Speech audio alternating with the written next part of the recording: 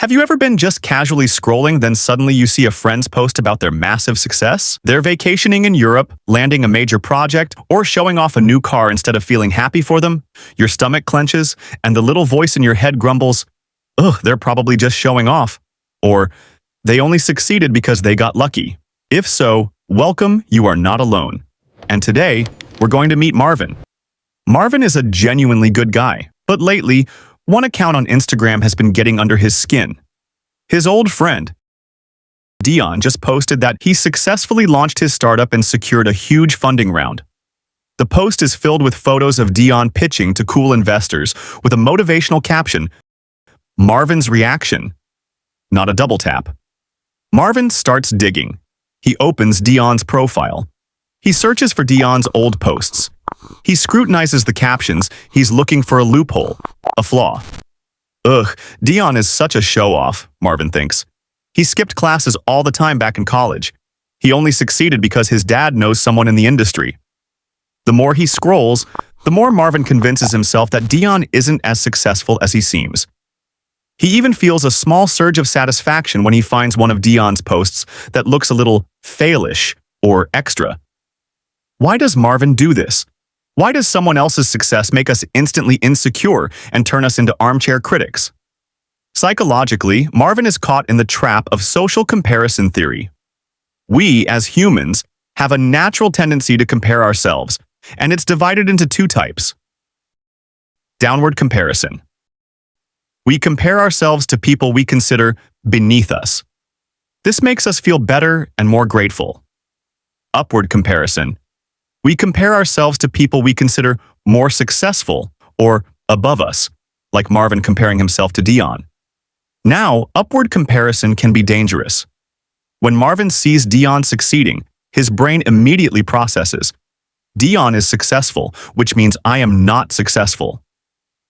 This triggers an inferiority complex, a painful feeling of low self-worth.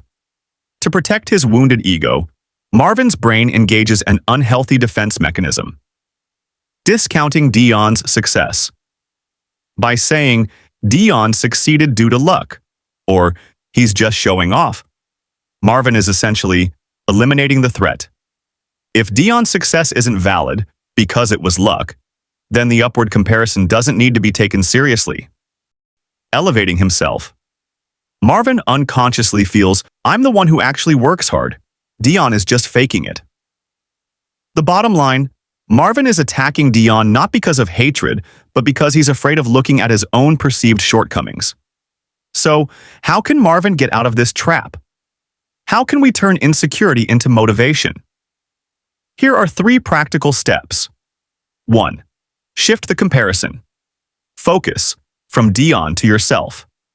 Marvin needs to change upward comparison from a validation tool into an inspiration tool. Instead of focusing on what Dion has, Marvin needs to focus on what Marvin can learn from Dion. Change the question from "Why Dion and not me?" to "How did Dion achieve that? What is one thing I can emulate?" 2. Acknowledge that envy is normal. Managing emotions doesn't mean eliminating them. Insecurity is normal. It's a signal that you care about success. Marvin needs to validate the feeling. "Okay, I feel jealous. That's fine. But I won't let this envy control my behavior." 3. Remember the social media iceberg. Marvin must realize that Instagram is the tip of the iceberg. All he sees is the shiny 10% of success. He does not see the 90% of hard work, rejection, stress, and failure Dion had to go through. Everyone has a struggle. A perfect post does not reflect a perfect life. So, Marvin finally gets it. He saves the energy he was using to criticize Dion and channels it into focusing on his own goals. Someone else's success is not your failure. Remember that. The key to managing this emotion is changing destructive comparison into constructive inspiration. Now, take a moment to think. Who is the Dion in your life? What is one thing about them that makes you insecure? And what is one small thing you will do today, instead of criticizing, to start building your own success? Drop your answers in the comments below. Don't forget to like and subscribe so you don't miss out on other relatable psychology tips. See you in the next video.